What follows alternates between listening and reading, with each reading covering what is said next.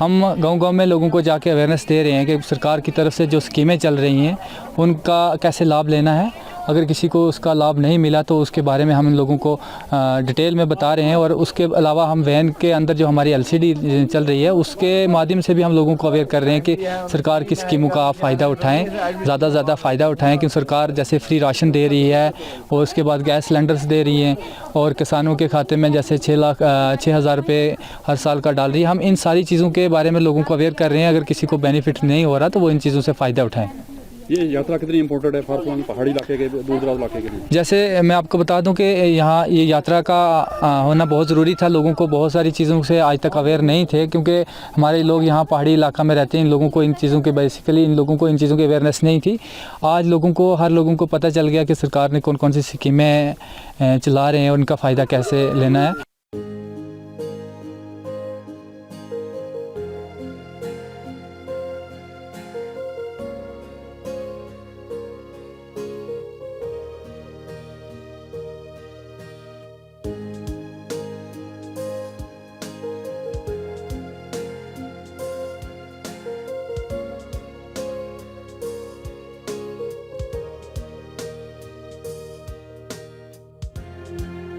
Sir, हमारे इस फार flung area में ये यात्रा बहुत ज़्यादा इम्पॉर्टेंट है। वो इसलिए इम्पॉर्टेंट है क्योंकि हमारे लोग जो हैं एक तो गवर्नमेंट की स्कीम्स को लेकर किसी को भी जो है इतना ज़्यादा कॉन्सेप्ट नहीं रहता है कि अगर कोई स्कीम आई है इसका हमें क्या फ़ायदा है।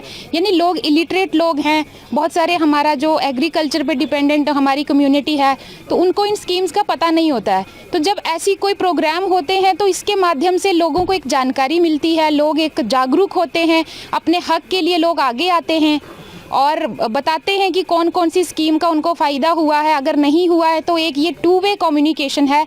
यानी लोग हमें बताएंगे, जो हमारे यहाँ प्रोग्राम के जो भी ये कोऑर्डिनेटर्स हैं इन तक हम बात पहुँचाएंगे तो ये हमारे जो ग्रीवेंसीज हैं इनको आगे रिड्रेस करके रिप्रेजेंट करेंगे कि हाँ इस एरिया में ये प्रॉब्लम थी, ये स्कीम अभी तक फ़ायदा नहीं मिला। तो आई थिंक ये एक ट्रांसपेरेंसी है और बहुत अच्छा एक मॉनिटरिंग सिस्टम है जो कि सेंट्रल गवर्नमेंट की तरफ से है।